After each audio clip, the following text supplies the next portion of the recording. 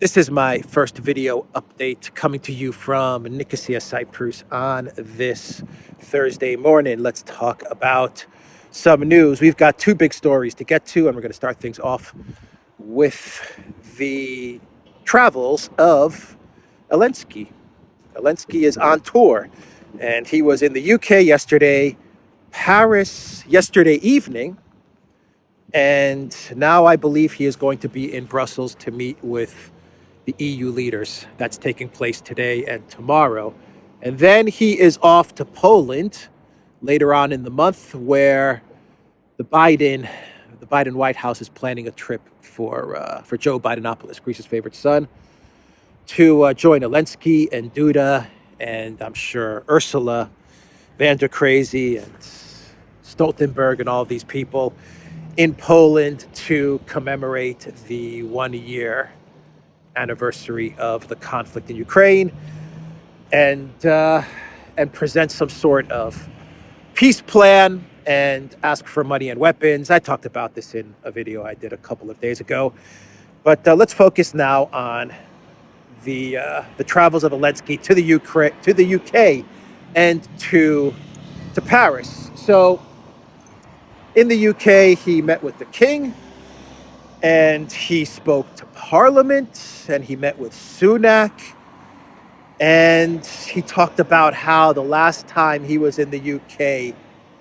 he left with English tea, and he said to the Parliament, "Now I leave with English jets," because Sunak is promising him all kinds of military equipment, including fighter jets. Sunak said that nothing is off the table.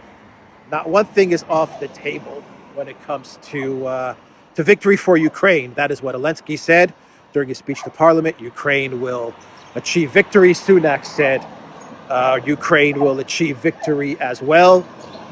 Elensky talked about his special relationship with Boris Johnson, the special relationship that he has with Bojo, and how it was Boris Johnson who got all of the UK on board with giving money and weapons to Ukraine. So he gave a special thanks to Boris. Boris reciprocated the special thanks by pressuring Sunak to turn over all of the UK's military equipment to Ukraine.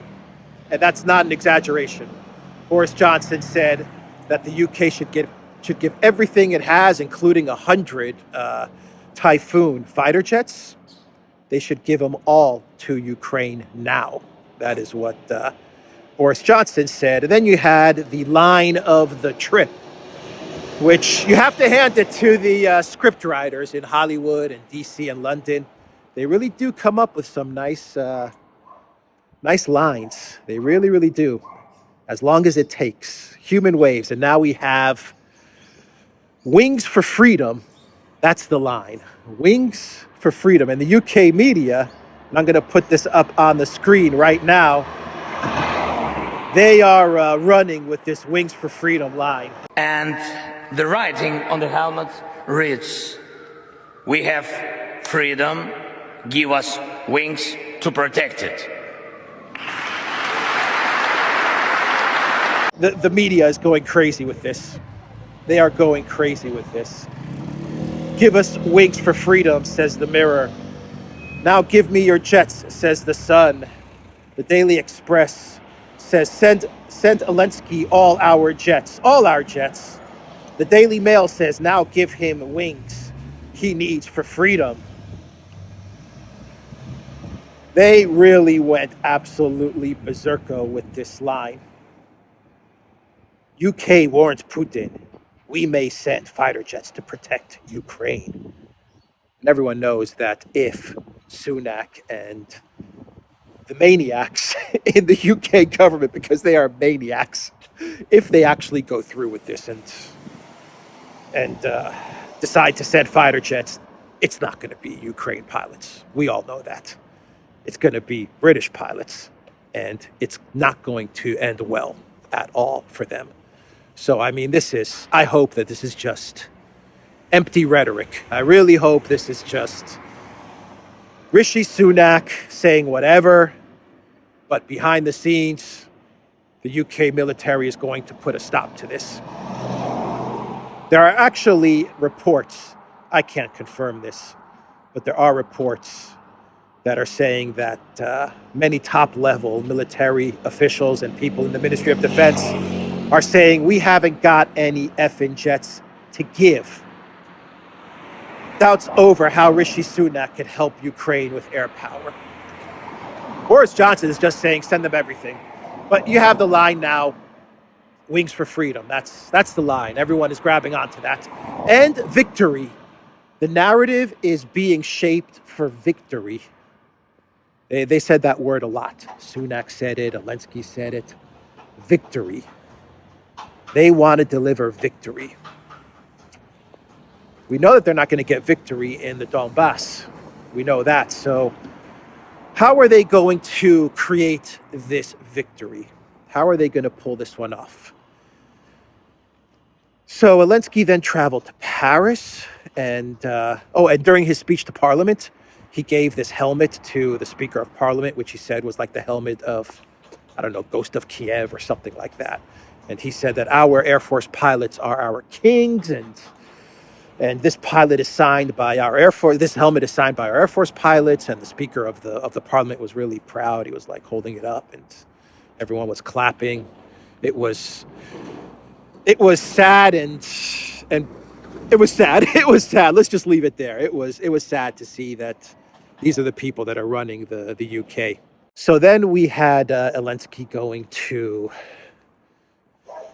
Paris, where he met with Macron and Scholz.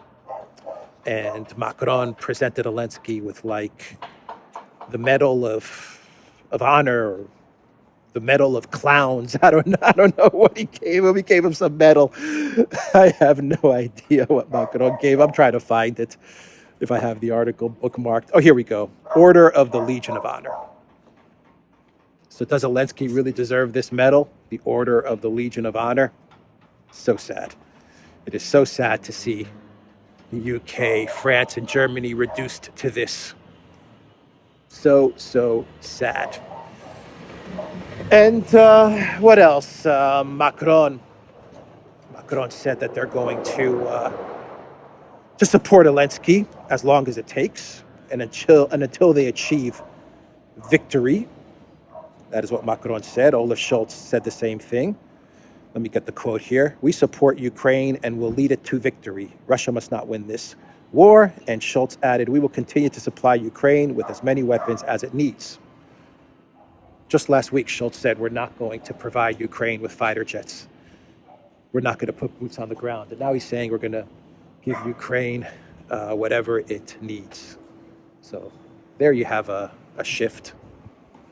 There you have a 180.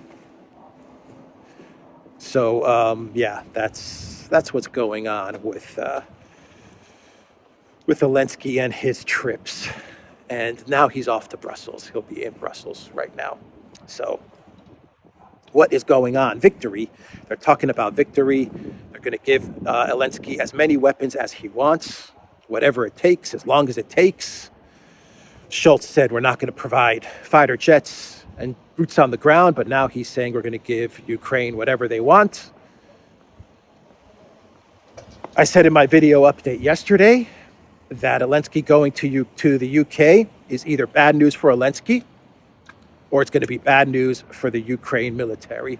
And it's turning out to be bad news for the Ukraine military and perhaps the NATO military and perhaps the UK military and the German military and the French military, because it looks like that instead of removing Elensky or maybe setting up a government in exile, and I imagine they talked about this. I would not be surprised if they had discussions about some sort of Elensky government in exile, a la Guaido, something like that. But it looks like this is more about doubling and tripling down on trying to confront Russia. It looks like the UK saw everything that's happening, the situation in Donbass, and the collapse of the Ukraine military. You know, they're well aware of the fact that Ukraine is registering 16-year-olds to fight. They know all these things. The collective West. They understand what's happening, and instead of trying to find peace, surrendering, calling it quits, saving the lives of so many thousands of people, they've decided that they're going to push. It's kind of like a car that's driving straight into a wall. Instead of hitting the brakes, they said, let's accelerate. And it looks like the UK is the country that took the initiative. The UK, they're the handlers of the Elensky regime. They're the ones that run the Elensky regime. Blinken was meeting with Stoltenberg yesterday as well, and Stoltenberg actually threatened China as he was meeting with Blinken. But Blinken also said, and Stoltenberg also said, that they're going to lead Ukraine to victory. They're going to give Ukraine whatever it needs, and the best way to get peace, according to Blinken, is to provide Ukraine with more and more weapons. So you also had that meeting taking place as well. So a lot of activity going on, and the push for victory, and a doubling, tripling down on weapons and supports. And if they do go through with the fighter jets, well, then that means that you're going to have I believe you're going to have direct NATO involvement in the conflict in Ukraine, and it's not going to be good for the pilots and for NATO, because Russia is also very prepared. I believe they're very prepared for all of this escalation.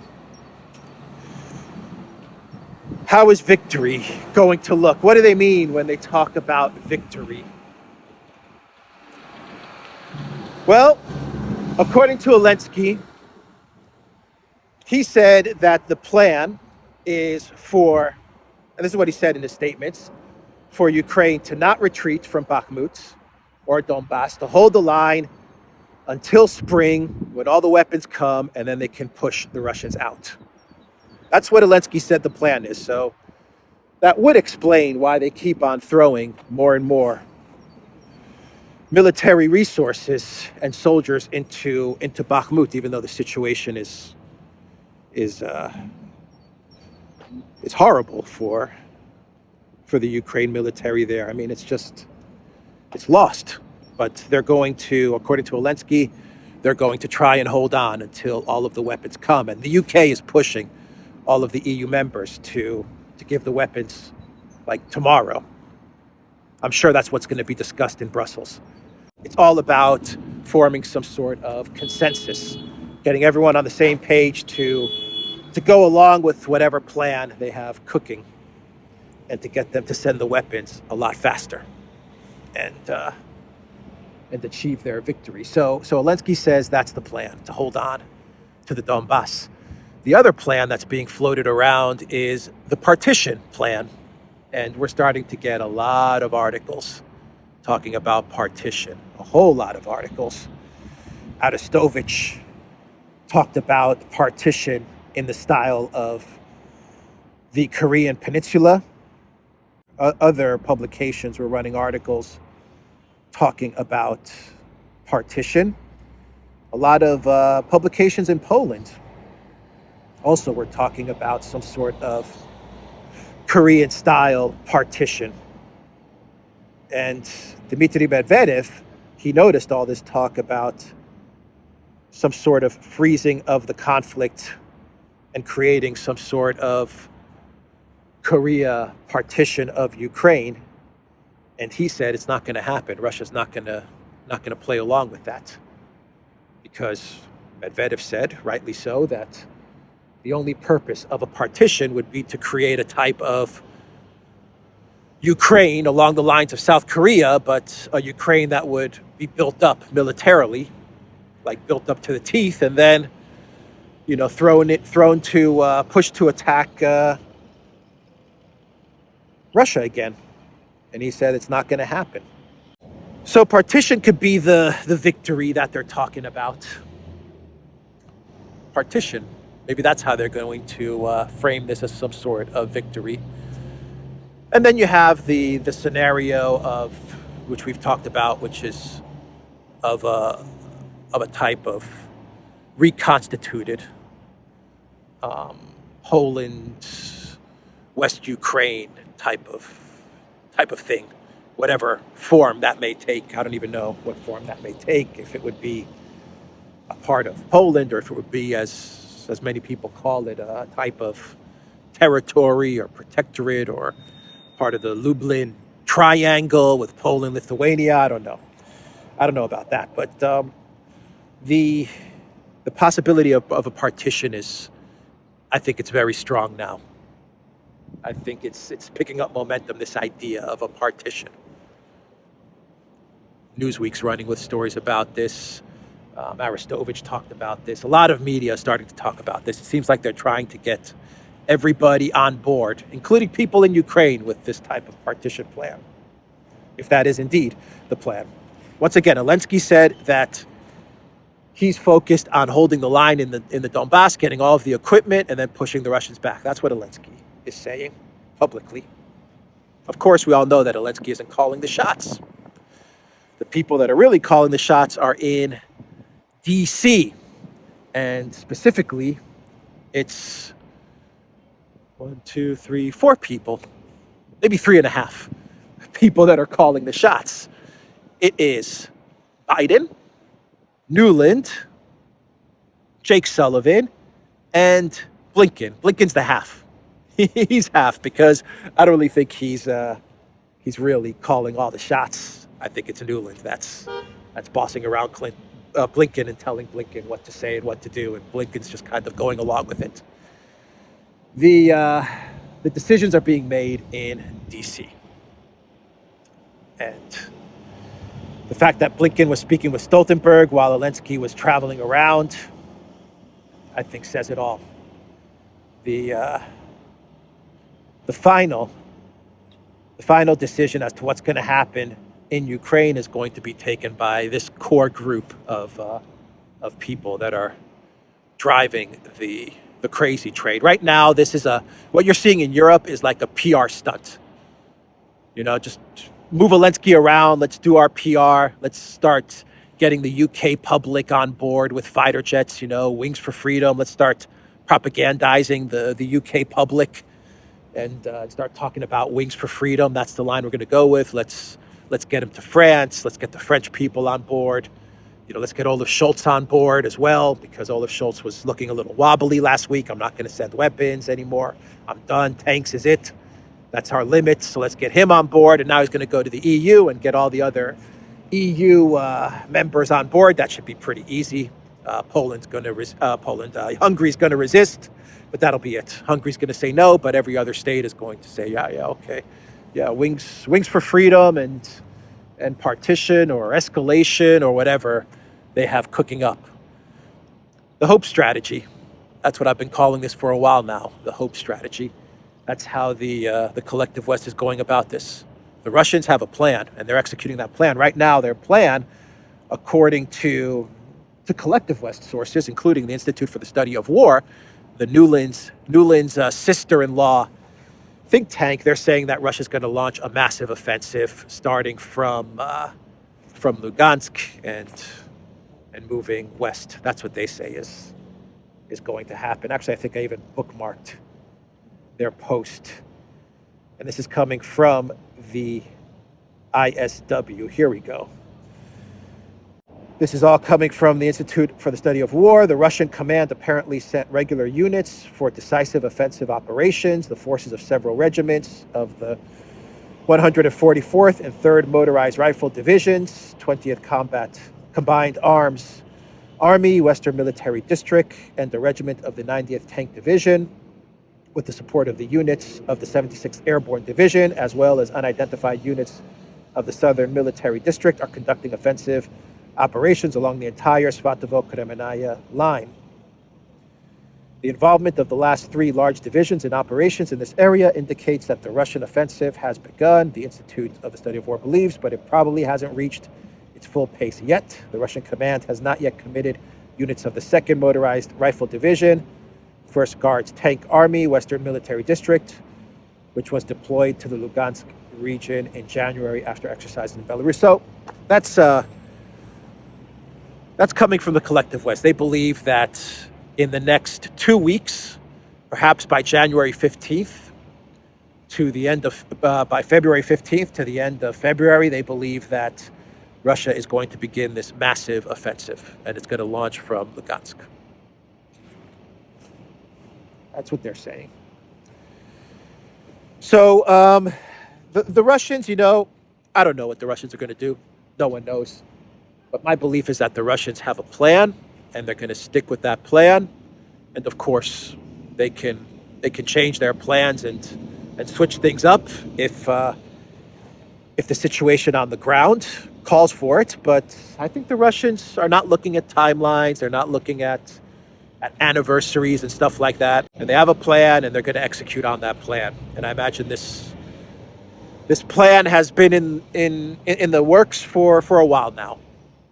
Putin, by the way, he met with members of the Security Council yesterday evening at 12 at night, 12 midnight, or half past 12 midnight, something like that. Like in really late at night, he met with the Security Council and the military command. I don't know if that means anything. Maybe it does, maybe it doesn't. Putin is definitely a hard worker, so I wouldn't be surprised if he has meetings at strange hours, but it could signal something. The drone strikes in Kharkiv and Latvia, these drone factories were destroyed. I'm sure that, I believe that the Kharkiv one for sure, Russia destroyed that drone factory, that drone facility, but the Latvia one, probably, maybe payback for what they did in Iran. Possibly. I don't know. That's just my thoughts there. Anyway, what was I saying? The decisions, they get taken in DC by this group of maniacs.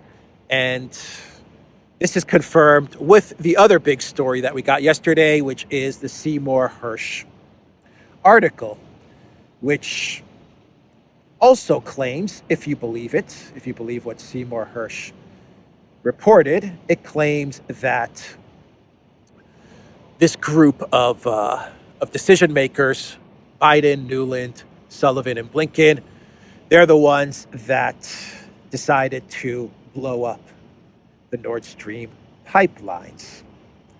And the title of Seymour Hersh's article, which I will put a link to down below, but I'm positive that many of you watching this video have read this article, is How America Took Out the Nord Stream Pipeline. That is the title. And in this article, Seymour Hersh has some sources with an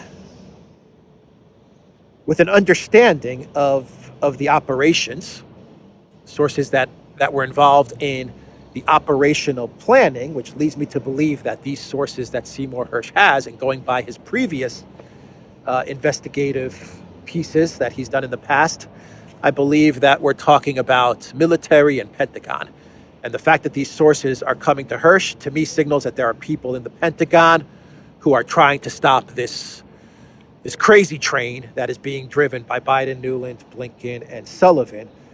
But Hersh says that according to these sources that were involved in the operational planning, it was these 4 individuals that came up with the plan to destroy Nord Stream. And at first, they were thinking of just using diplomatic means and diplomatic leverage and sanctions leverage to try and get Europe to not go through with at a minimum Nord Stream 2, but to wean itself off of Russian gas. And this was way back in 2001, like the middle of 2001, end of 2021.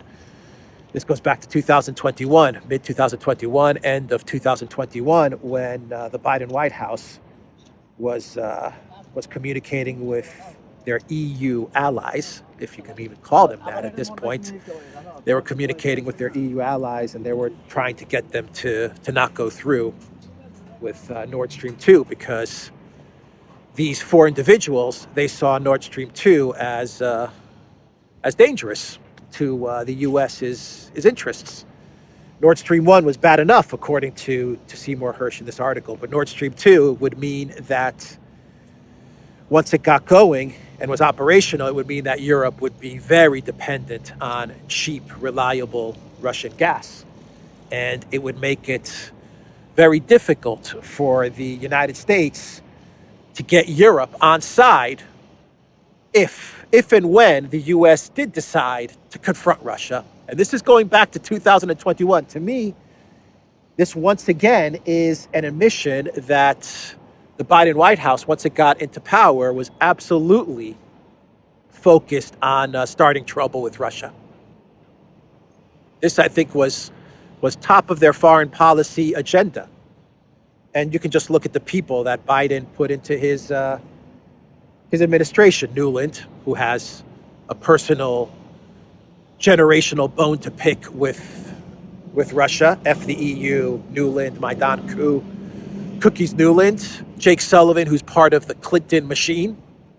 And we all know that Clinton absolutely has issues with Russia. Blinken, who's just going to take orders from Nuland, okay? And then you have Biden, who is the ultimate war hawk. I've been saying this for a while now, that Biden is an absolute full-on war hawk neocon. He was pushing hard. He was actually one of the point guys for the bombing of Serbia.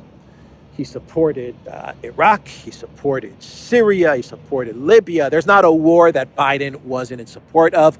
And more importantly, he was Obama's point guy for Ukraine in 2014 post-coup. He was the guy that was effectively running Ukraine. That was on Obama. Obama appointed Joe Biden to run the country after the coup, and Biden, he ran the country. He employed his son. They made a whole ton of money. The Clintons made a whole ton of money for their Clinton Foundation, and everyone was living the good life with Biden running Ukraine. And then you have the special military operation, which kind of ruined their gig. And so Biden is absolutely furious with that. But Seymour Hersh, he pretty much lays it out that it was these individuals that came up with the idea to blow up Nord Stream. And this is after the diplomatic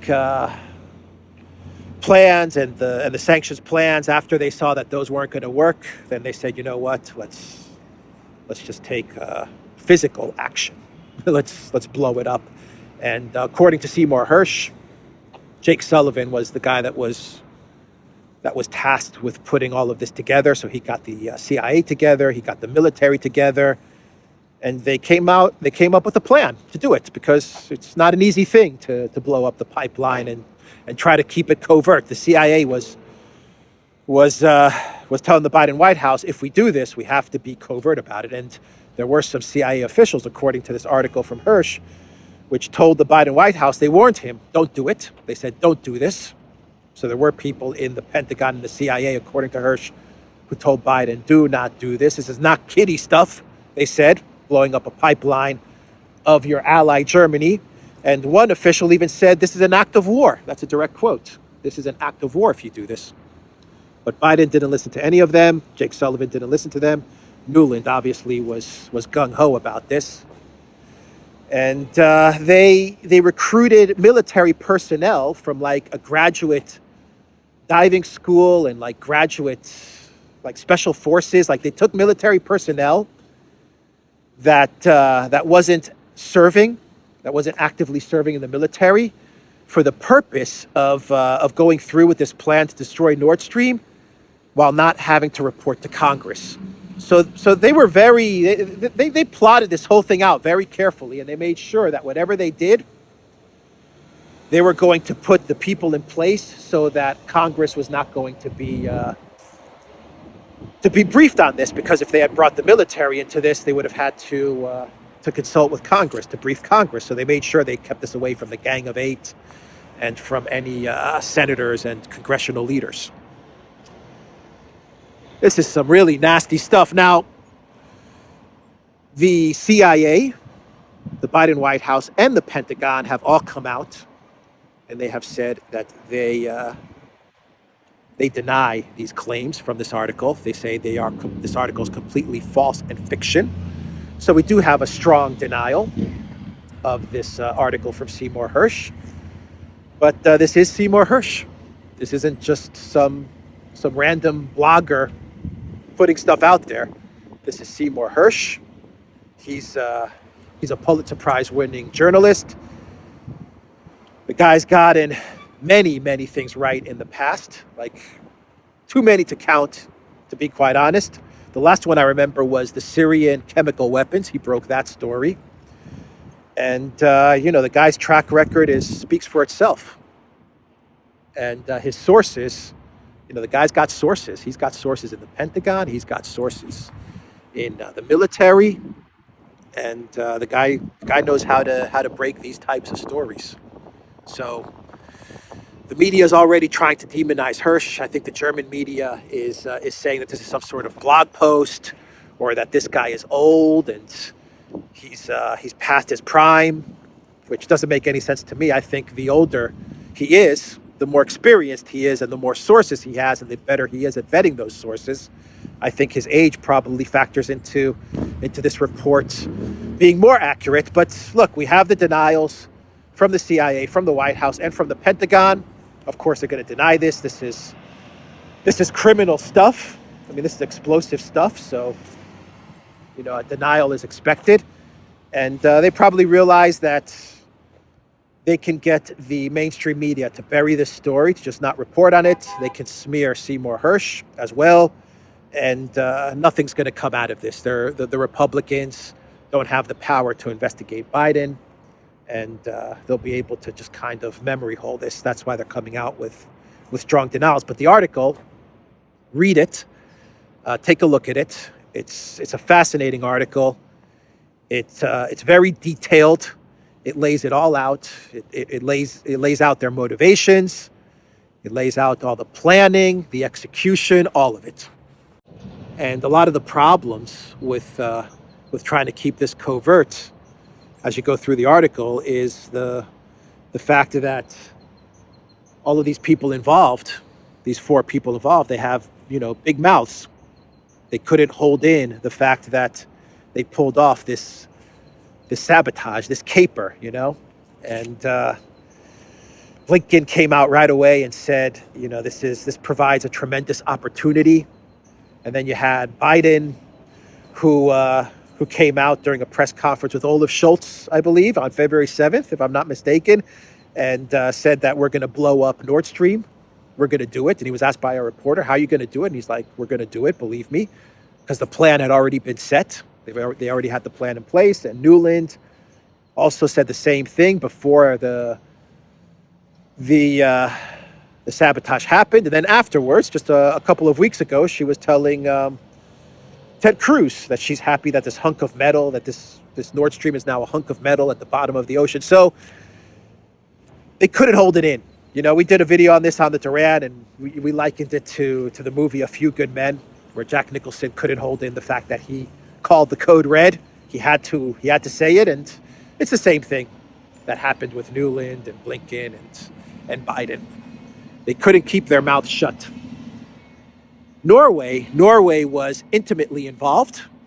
They actually recruited Norway to pull off this sabotage because they needed a partner in Europe, and Norway made the most sense because it understood the region. It had the technical and operational expertise to pull this off. And it also had the cui bono benefit, which was once Russia was taken out of the picture with gas to Europe, Norway would be the only game in town, pretty much, for pipeline gas. So Norway was very receptive to this. their special forces, their military. They got involved. And Norway recruited Denmark and Sweden because they needed the stakeholders, all of these countries that were in the region, they needed them to kind of be involved so they can keep this sabotage under wrap. And they were going to do this sabotage after the Baltops military exercises in the Baltic Sea in June. And they were going to do this with a timer, which was going to go off 48 hours after the military exercise had concluded. But then Biden called an audible, and he said, you know what? That's a little too much. I mean, that's too much of a giveaway if we blow up the Nord Stream right after we're done with military exercises. So Biden tasked this working group that Sullivan had to figure out a way to blow up the pipeline when Biden gave the word. So they were like, what do we do? How do we pull this off?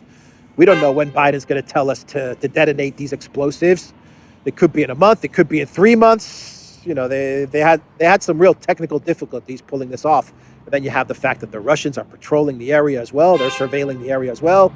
And so anyway, long story short, they concocted a scheme where Norway would fly a plane and drop a sonar buoy into the ocean. That sonar buoy would lead to triggering the explosives. It's outlined in the article that Seymour Hersh has.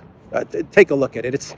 They figured it out. It was hard, and the sources told Seymour Hersh that this was not an easy project, but they figured it out, and that's how it was done. Biden gave the word. Norwegian plane flew over this region, and the sonar buoy was dropped, and kaboom, that was it. So yeah, that's big news. The final paragraph of Seymour Hersh's article, one of the final paragraphs, sentences, says, well, ask the source, what do you think of Biden's decision to do this? Like, what do you make of it? And the source said, well, he said, speaking of the president, I got to admit, the guy has a pair of balls. He said he was going to do it, and he did. And then he asked the source about Russia and why Russia has failed to respond for now. And the source said cynically, maybe they want the capability to do the same thing the U.S. did. Yeah. Critical infrastructure is now on the table. Communication lines, satellites, internet cables. It's all fair game now. If you go by these rules, it's all fair game. Good job, Joe Biden. Really good job.